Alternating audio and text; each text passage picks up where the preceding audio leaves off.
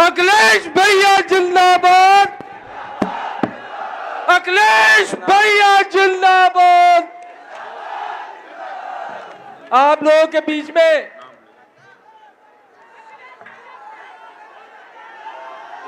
अखिलेश भैया जिंदाबाद, एक साथ सब लोग नारा लगाए, अखिलेश भैया जिंदाबाद, अखिलेश भैया जिंदाबाद, अखिलेश भैया जिंदाबाद। जिसका जलवा कायम है, जिसने कभी न झुकना सीखा, अखिलेश भैया जिंदाबाद।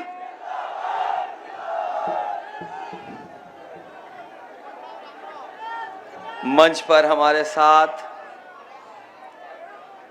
समाजवादी पार्टी के बहुत ही वरिष्ठ नेता, राज्यसभा में सांसद आदरणीय रामलीला सुमन जी, हमारे दोनों गठबंधन के प्रत्याशी जो कांग्रेस के प्रत्याशी हैं फतेहपुर सीकरी के,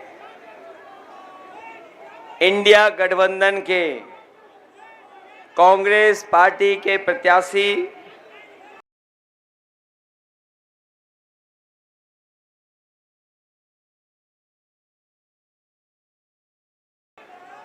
रामनाथ सिकरवार जी, दूसरे आगरा शहर से समाजवादी पार्टी के इंडिया गठबंधन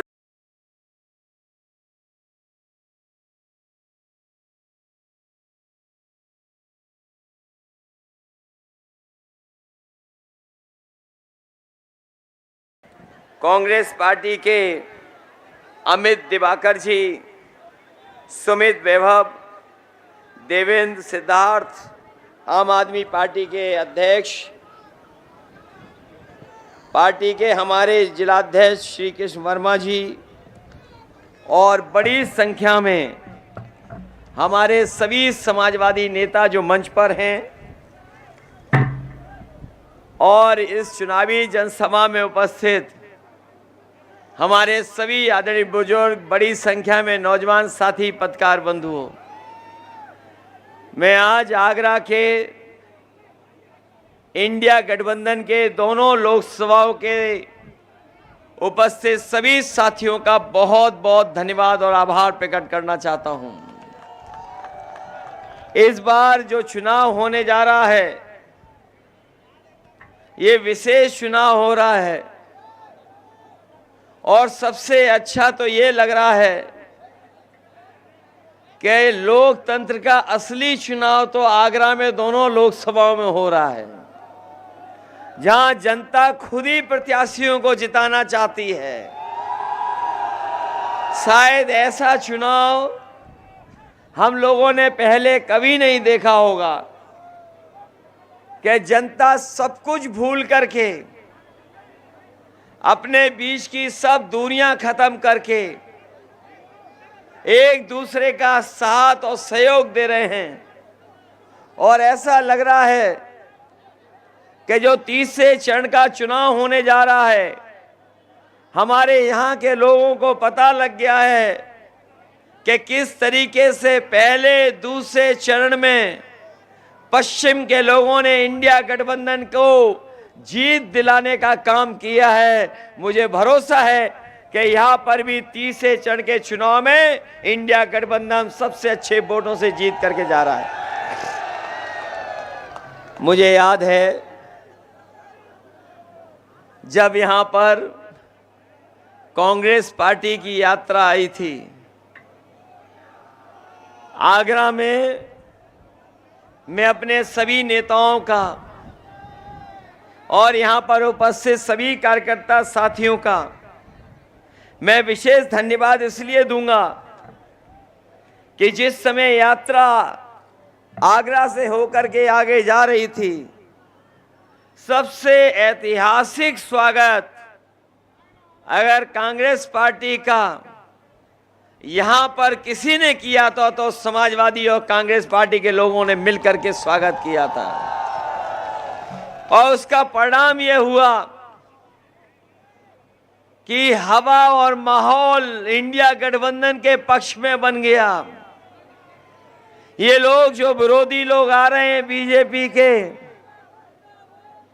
बताओ इनके 10 साल के कार्यकाल में क्या किसी के जीवन में कोई बदलाव आया है?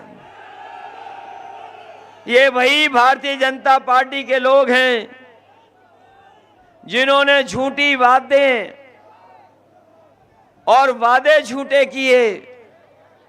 पहले तो किसानों से कहा कि तुम्हारी आय दोगुनी हो जाएगी। हमारे किसान भाई भी होंगे, उनके परिवार से जुड़े लोग भी होंगे।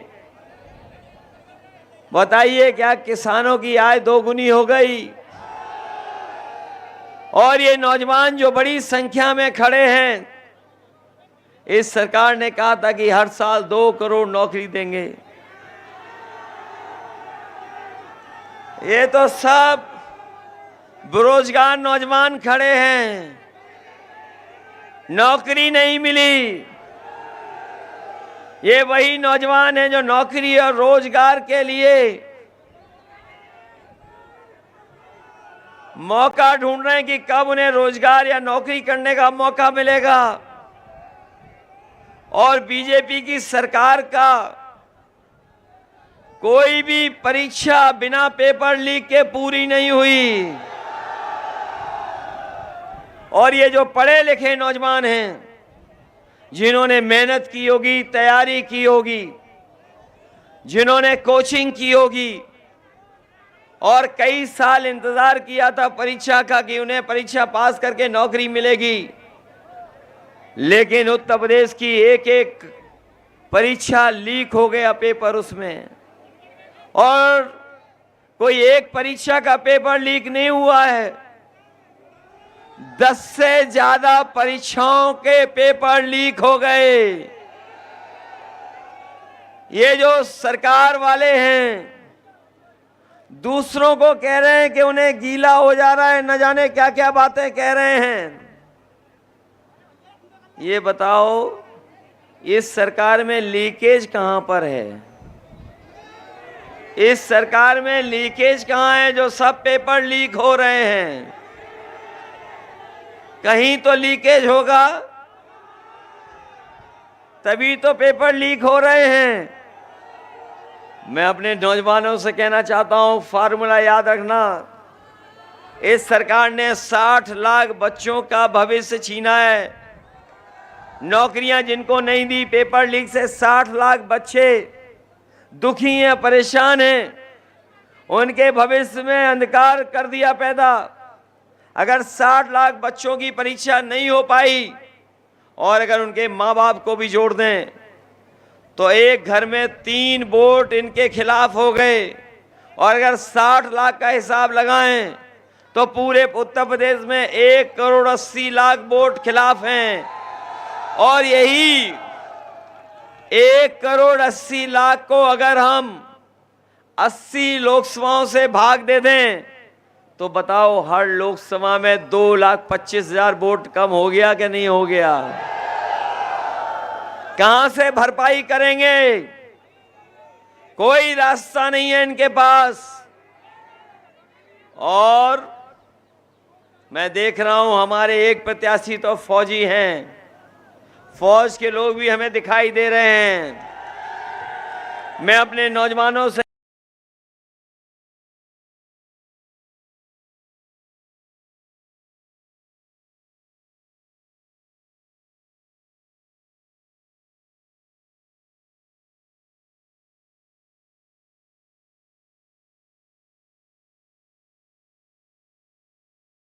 जब भी इंडिया गठबंधन की सरकार बनेगी, इस अग्निवीर व्यवस्था को खत्म करने का काम करेंगे।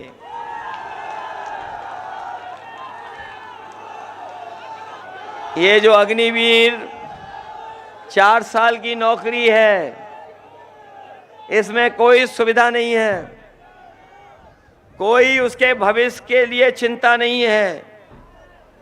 शहीद हो जाएगा तो कोई सम्मान भी नहीं पाएगा। 4 साल की अधूरी नौकरी दे दी, अभी तो फौज में दी है। हम अपने खाकी पहनने वाले भाइयों से भी कहना चाहते हैं,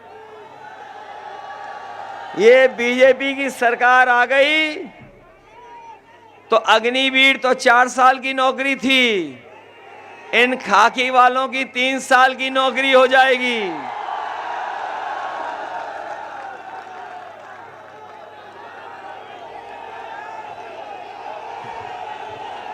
इसलिए ये भी आपका साथ देंगे,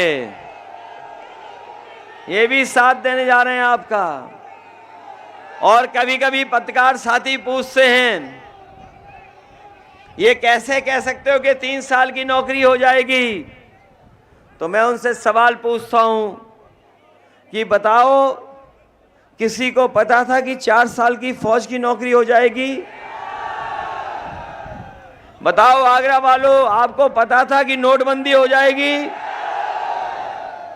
ये जो अग्रवाल जी बैठे हैं, हमारे थोड़ा बहुत कारोबार करते होंगे, इन्हें भरोसा दिलाया गया था कि जीएसटी से इनका व्यापार ठीक हो जाएगा। जिस तरीके से देश आजाद हुआ था, आजादी का जिस तरीके से सेंट्रल हॉल में जश्न मनाया गया था, उसी तरीके से जीएसटी लागू कर जश्न मनाया गया था। बताओ, जीएसटी से व्यापार बर्बाद हो गया कि नहीं हो गया? किसी को पता था कि बैंक का पैसा लेकर के बड़े बड़े उद्योगपति विदेश भाग जाएंगे? इन्होंने बैंकें डुबा दी, बीजेपी वालों ने बैंकें डुबा दी, ये पता है आपको? इन्होंने एयरपोर्ट बेच दिए, किसी को नहीं पता था। हवाई जहाज बेच दिए, किसी को नहीं पता था। पानी का जहाज का जो बंदरगाह है वो बेच दिया, किसी को नहीं पता था। टेलीफोन की कंपनी बेच दी, किसी को नहीं पता था। ये आउटसोर्स की नौकरियां आ गई सरकार में, किसी को पता था क्या? तो इसलिए सावधान हो जाओ। अभी तो इन्होंने थोड़े बहुत फैसले लिए हैं, ये सरकार में दोबारा आ गए तो हमारे संविधान को खतरा पैदा हो जाएगा। इनके लोग कह रहे हैं संविधान बदल देंगे, लेकिन इस बार उत्तर प्रदेश की जनता कह रही, जो संविधान बदलना चाहते हैं हम उन्हें बदल देंगे। ये डबल इंजन वाले लोग, ये डबल इंजन की सरकार वालों के आगरा में होर्डिंग देखे होंगे आपने। ये जो बड़ी बड़ी होर्डिंग लग गई हैं डबल इंजन वालों की, लेकिन उसमें एक इंजन गायब है। और जो चुनाव लड़ रहे हैं वो इंजन भी नहीं दिखाई दे रहा उन होर्डिंग में। ये वोट किसके लिए मांग रहे हैं, सोचिए आप।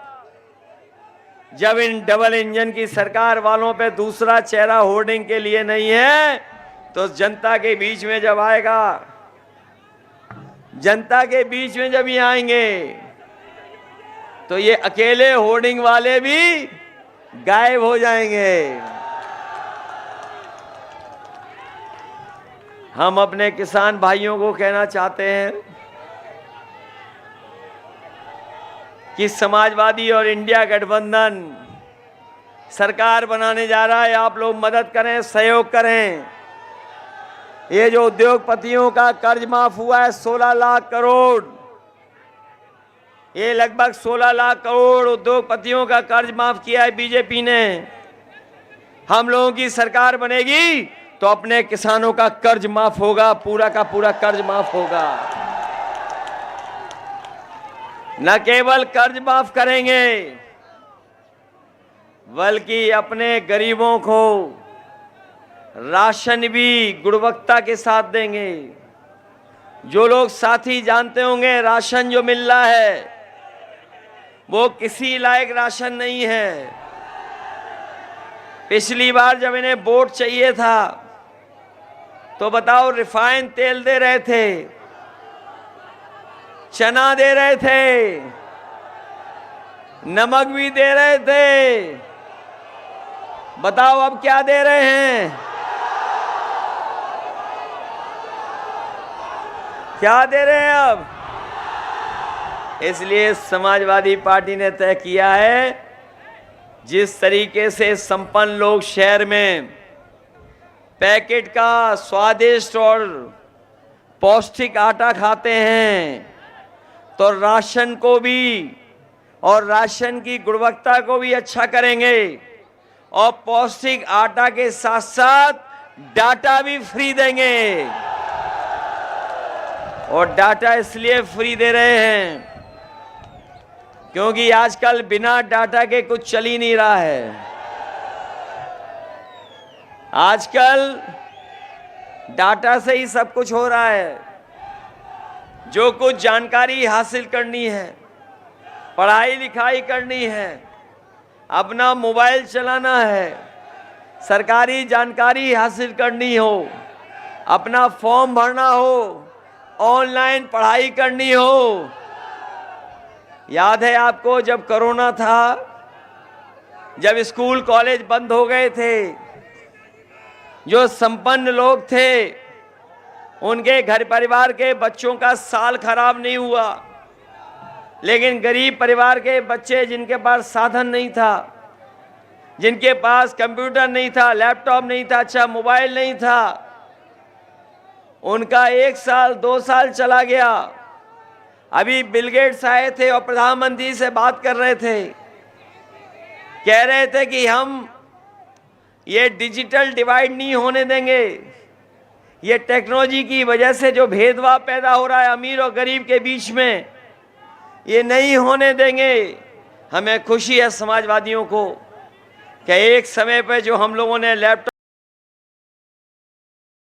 गरीबों को दिए थे, वो आज भी चल रहे हैं। और अपने नौजवानों गूगल करके चेक कर लेना,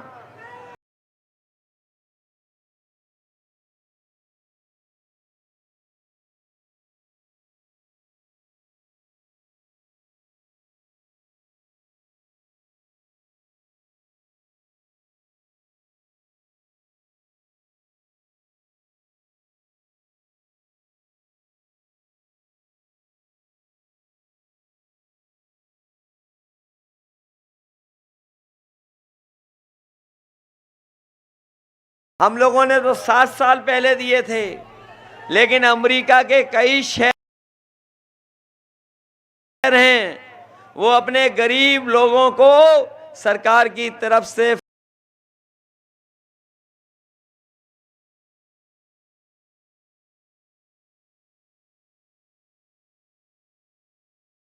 फ्री लैपटॉप दे रहे हैं। सोचो 7 साल पहले हम लोगों ने दिया था, वो आज का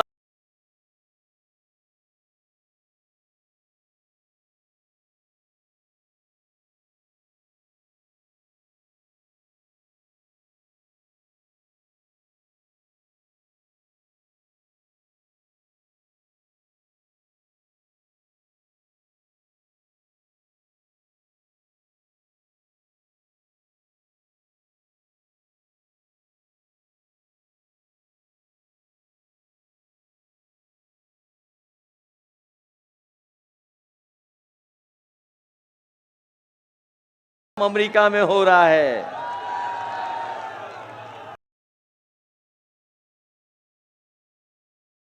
की रक्षा करोगे क्या नहीं करोगे? ये संविधान हमें न्याय दिलाता है, ये संविधान हमारी रक्षा करता है, ये संविधान हमें अधिकार दिलाता है, ये संविधान हमारे लिए संजीवनी है। इसलिए संविधान को हम बदलने किसी कीमत पे नहीं देंगे। जो लोग बदलना चाहेंगे हम उनको बदलने का काम करेंगे। इसलिए हम लोगों ने पीडीए परिवार बड़ा कर दिया। ये घबराए हुए पीडीए परिवार से, इन्हें समझ में नहीं आ रहा कि क्या मुकाबला करेंगे। हमारे आगरा वालों बताओ, जो समाजवादियों ने काम किए थे वो आज दिखाई देते हैं कि नहीं दिखाई देते हैं? यही आगरा से लखनऊ तक पहले न जाने कितना टाइम लगता था। प्रिंस, कितना टाइम लगता था? पहले 6 घंटा लगता था, और अब अगर प्रिंस को वो दे दो स्टीयरिंग तो 2.25 घंटे में पहुंच जाते हो। सड़क बनाई, बाईपास दिया, मेडिकल कॉलेज ठीक किया, बजट दिया, एम्बुलेंस दे दी, और इन्होंने एम्बुलेंस खराब कर दी। 100 नंबर दिया पुलिस को, रिस्पांस सिस्टम। सरकार ने 112 कर दिया। सरकार ने नंबर बढ़ा दिया, 100 से 112 कर दिया। पुलिस को लगा कि उन्हें भी रेट बढ़ा देना चाहिए। बताओ, 100 नंबर खराब कर दी कि नहीं खरा दी? और ये लोग जो ईमानदार बन रहे थे, बताओ इनके ईमानदारी का पर्दाफाश हो गया कि नहीं हो गया? इलेक्टोरल बॉन्ड के बारे में तो जान गए होगे आप। हम आप लोग किसी को चंदा देते हैं तो 1000, 2000, 5000, 50,000, कोई संपन्न होगा तो 1 लाख दे देगा। लेकिन सोचो, बीजेपी ने बताओ कितना पैसा वसूला। किसी से 1600 करोड़, किसी से 1000 करोड़, किसी से 500 करोड़, किसी से 400 करोड़, किसी से 200 करोड़। और जिसका ये हमें और आपको वैक्सीन लगवा रहे थे, बताओ वैक्सीन वालों से भी पैसा वसूल लिया कि नहीं वसूल लिया? भाई हम तो बच गए वैक्सीन से, आप बच पाए कि नहीं बच पाए? सोचो कैसी सरकार है, वैक्सीन लगाने वालों से पैसा वसूल लिया इन्होंने। बताओ, जब से इलेक्टोरल बॉन्ड आए हैं तब से बीजेपी का बैंड बज गया कि नहीं बज गया? और जो लोग 2014 में आए थे, 24 में इनको विदा कर देंगे। यूपी वाले स्वागत भी अच्छा करते हैं, लेकिन जब विदाई होगी आगरा से तो बैंड बाजे के साथ विदाई होगी। बताओ इनकी विदाई करोगे कि नहीं करोगे? ये महंगाई बढ़ाने वाले लोग, भ्रष्टाचार बढ़ाने वाले लोग, इनकी विदाई करोगे? और जो लोग जानते होंगे आगरा के बारे में, न जाने क्या दिक्कत है बीजेपी के लोगों को कि आगरा की तरक्की को ये देख नहीं सकते। आगरा की तरक्की को ये देख नहीं सकते। बताओ, पिछले 10 साल से आगरा को बर्बाद कर दिया कि नहीं कर दिया? और मुझे याद है दिल्ली वालों ने जब पहला भाषण दिया था, जब आगरा में आकर के पहला भाषण दिया था, तो इन्होंने कहा कि टूरिज्म की वजह से $1 ट्रिलियन की डॉलर की इकोनॉमी हो सकती है। लेकिन जो आंकड़े बताते हैं, जो सच्चाई के आंकड़े हैं, इनकी नफरत भरी राजनीति की वजह से इस मोहब्बत भरे शहर का कारोबार कम हो गया। 50% टूरिस्ट कम हो गए, अब नहीं आते यहाँ पर। बड़े बड़े होटलों के कमरे खाली रह जाते हैं। जो एयरपोर्ट बनाया भी वो फौज से उधार पे चलाते हैं, इनका अपना एयरपोर्ट नहीं है। कम से कम एयरपोर्ट में सुविधाएं ही दे दें जिससे अंतर्राष्ट्रीय एयरपोर्ट के हिसाब से बन जाए और यहां से फ्लाइट आना जाना शुरू हो जाए। मुझे याद है आगरा के किनारे एक अंतर्राष्ट्रीय एयरपोर्ट में बनाना चाहता था। जगह थी केवल ताजमहल से 15-16 किलोमीटर दूर थी, लेकिन सीधे 8-9 किलोमीटर थी। आगरा यमुना के उस पार, यमुना इस पार, आगरा के यमुना के उस पार। इन्हें ज्यादा जमीन भी नहीं अधिग्रहण करनी पड़ती, लेकिन हमारी सरकार में इन्होंने एनओसी नहीं देखी। अगर एनओसी मिल गई होती तो अंतर्राष्ट्रीय एयरपोर्ट बन जाता। अब इंडिया गठबंधन की सरकार बनने जा रही है, आगरा में अपना अंतर्राष्ट्रीय एयरपोर्ट होगा आज, जिससे व्यापार और कारोबार बढ़ सके। मैं जानता हूं कि यहां पर क्रिकेट प्रेमी बहुत हैं नौजवान। हालांकि अब हम लेदर बॉल से नहीं खेलते, उम्र के हिसाब से टेनिस बॉल से खेल रहे हैं। लेकिन आईपीएल की धूमधाम अलग तरह की है। हमें मौका मिला था, लखनऊ में हमने अंतर्राष्ट्रीय स्टेडियम बना दिया था। मैं अपने आगरा वालों को भरोसा दिला के जा रहा हूं, हमारी समाजवादियों की कहीं सरकार बनेगी, सबसे पहले अंतर्राष्ट्रीय अगर स्टेडियम कहीं बनेगा तो हमारा ये अंतर्राष्ट्रीय शहर में बनेगा, जिससे हमारे नौजवानों को अंतर्राष्ट्रीय स्तर की ट्रेनिंग और खेल हो सके। हम जानते हैं यहाँ के जूते का कारोबार, लेदर का कारोबार बहुत पुराना है। उस समय उद्योगपति और कारोबारी लोग हमसे मिलते थे, हमने सुविधाएं देना शुरू कर दी थी, बहुत सुविधाएं दी थी। लेकिन नफरत भरी राजनीति करने वाले लोगों ने हमारे जूते के कारोबारी और लेदर के कारोबारियों के साथ अन्याय किया है। यहाँ का कारोबार दूसरे देश में जा रहा है, दूसरे शहरों में जा रहा है। इस कारोबार को खत्म करने की इन्होंने कोशिश की है। लेकिन अपने हम उद्योगपति भाइयों बहनों से कहना चाहते हैं, अगर जूते का एक्सपोर्ट का कारोबार यहाँ अच्छा है, लेदर का कारोबार है अच्छा है, हम सुविधाएं देंगे, मदद करेंगे, जिससे इस कारोबार को और बढ़ा सकें। हम बीजेपी वाले ऐसे नहीं हैं जो नफरत की राजनीति करते हों।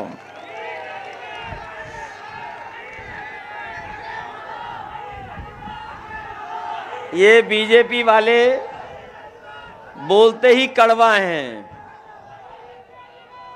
इन्हें पेठे से कोई लेना देना नहीं है।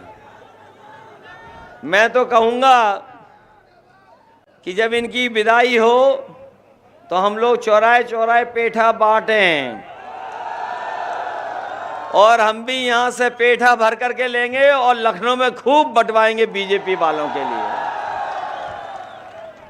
ये कारोबार या उद्योग या बिजनेस को इसलिए नहीं मदद करते हैं क्योंकि कारोबार हमें जोड़ता है।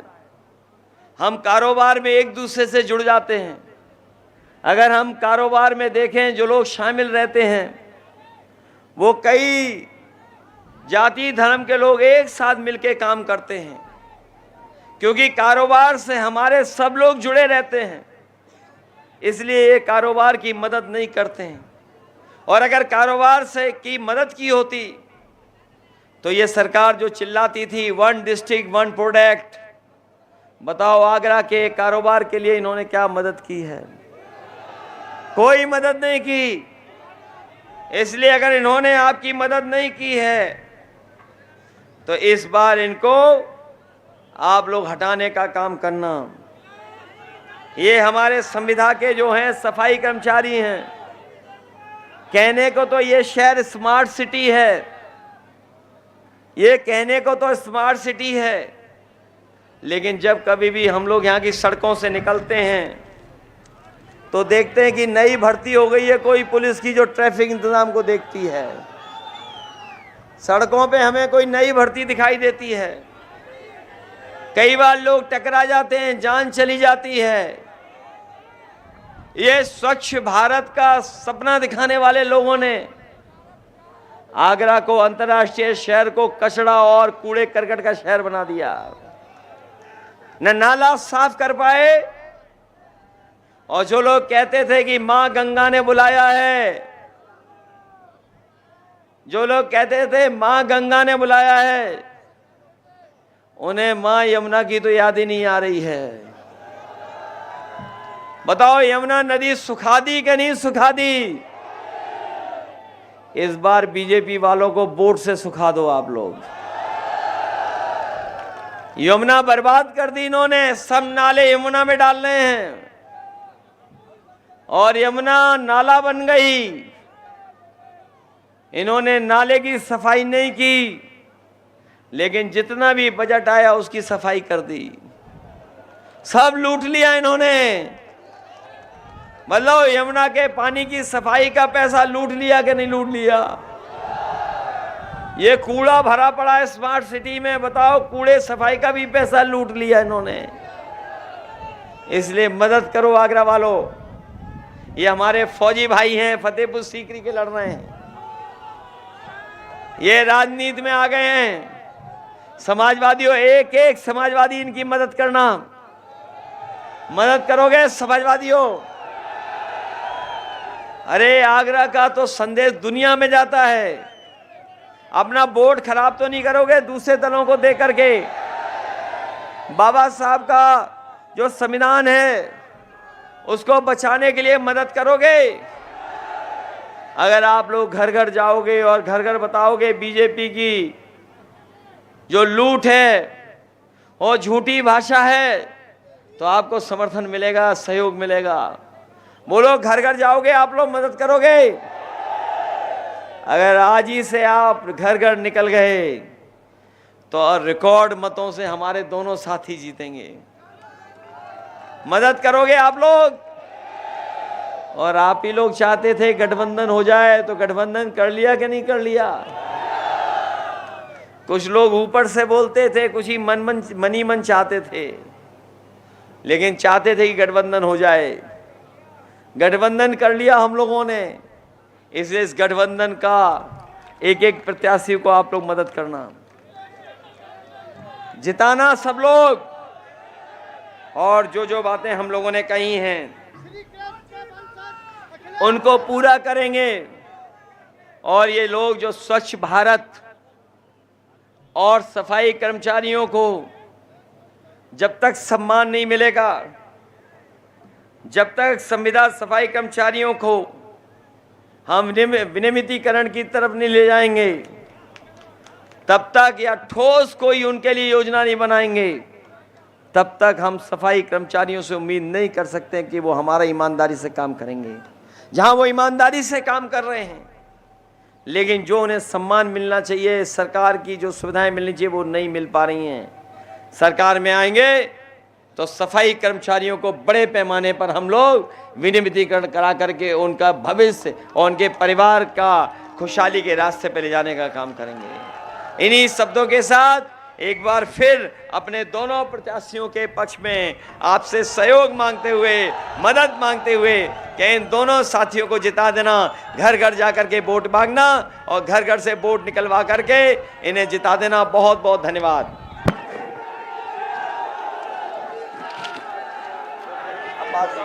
सॉरी क्या नाम? मैं अरे बस बेटा बस आजा, बस। साथ ही साथ मैं शब्बीर अब्बास का बहुत बहुत धन्यवाद देता हूं। उनके तमाम सहयोगी साथी जो आज समाजवादी पार्टी में शामिल हो रहे हैं, न केवल आगरा में बल्कि फिरोजाबाद और आसपास इनके और इनके सहयोगी समर्थक जो मदद करेंगे, हम उनके बहुत बहुत आभारी रहेंगे। बहुत बहुत धन्यवाद।